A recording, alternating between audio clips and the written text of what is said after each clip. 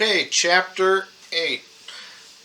In this chapter we're going to be creating an existing profile, and this is another difference here with ORD. In ORD, your alignment, your profile is actually in your alignment file, and we're also going to use that existing terrain model that you just imported, and let's go ahead and do that. Let's open up your alignment file. If you're not already in it, let's go ahead and open that up.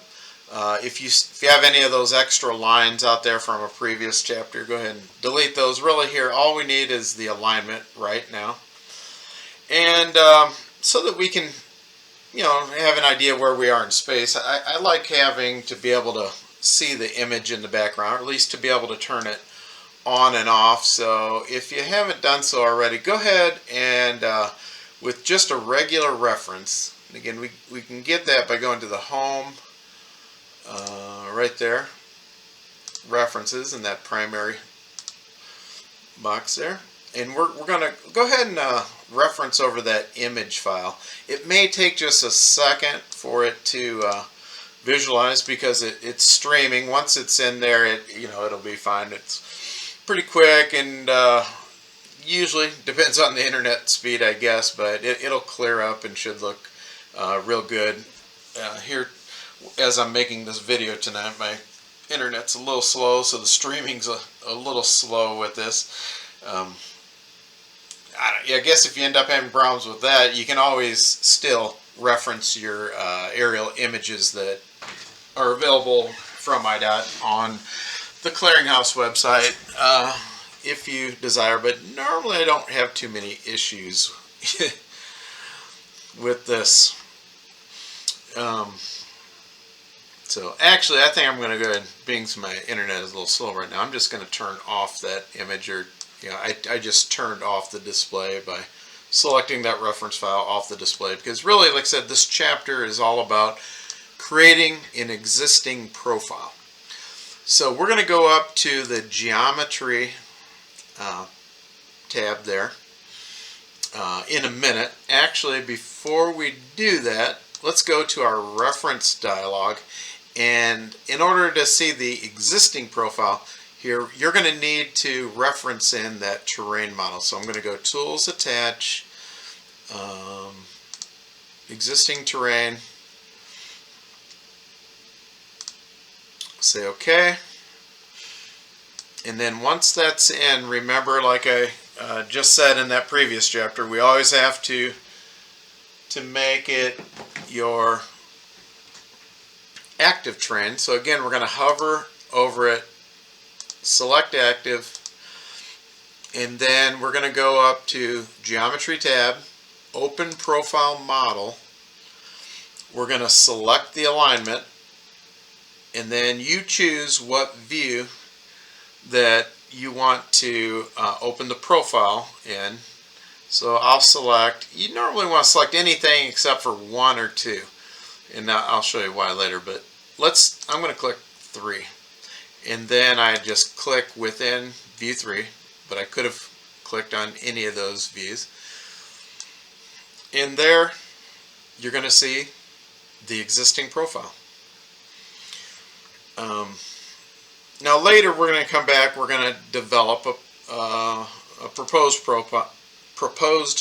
Actually, not from this alignment. We'll first create our proposed alignment, and then we're going to create a proposed profile from that proposed alignment, but it's going to be set up the same way.